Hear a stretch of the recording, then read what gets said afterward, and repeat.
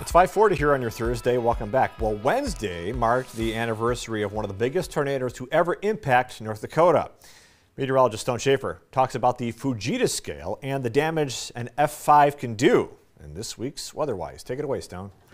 Yeah, so I wanted to start off this week's WeatherWise to talk about that anniversary. It was the 71st anniversary of the Fort Rice tornado. So to start off here, we look at a map. This is all the tornadoes that have ever impacted North Dakota from 1950 to 2022. And we can see, you can't really tell, but there's two in particular that are sort of the big ones. We have this one just south of Bismarck and the one out towards Fargo. Those are both F5 tornadoes. So today I want to take a look at that one that was just south of Bismarck. And again, what is that tornado? That was the Fort Rice F5 tornado. Again, the 71st anniversary. It is one of two North Dakota F5 tornadoes, so we haven't had an EF5 after they switched the scale over from F5 to EF5. It is a part of the May 1953 tornado outbreak where 10 tornadoes impacted across much of the country and started right around 5 p.m. Central Standard Time, ending at 5:30 p.m. However, the time is still up for the debate. There's some that say it started earlier and lasted a little bit longer. Some would say it's a little bit shorter. So I went and collected a map from 1953, a weather map from that time. And what we see here is we have a low pressure system sitting right towards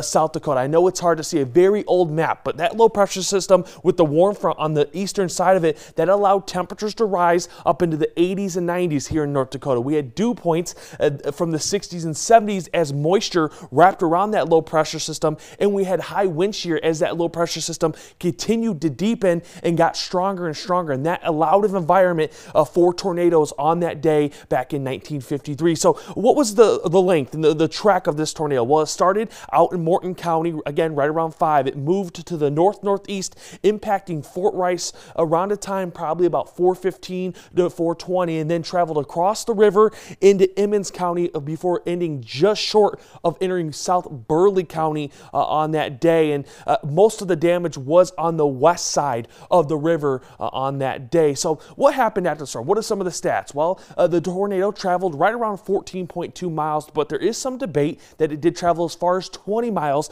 It was the width of about 600 feet. Winds of this system were around 260 to 318 miles per hour, and Fort Rice was leveled, including Conception Catholic Church, where pews from the church were jammed 4 feet into the ground. The general store, half the school, and 16 homes were destroyed, and at least 14 were damaged, with car parts being carried about a half a mile away from Fort Rice. And sadly, 2 people lost their lives in this system, with 20 more injured, and those injured individuals were brought to Bismarck, Mandan by train back in 1953. And this system caused around $500,000 in damages, which in today's money is right around $5,800,000.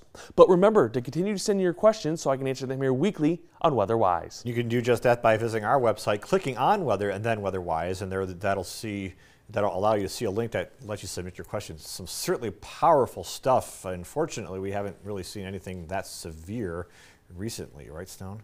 Yeah, we definitely, we've been lucky. We haven't had stuff that big. Obviously, only a few years later was the F5 in Fargo that is sort of seen as the biggest one that we had, and lots of damage with that one as well. Okay, thanks very much, Stone. Now it's time to check out our National Day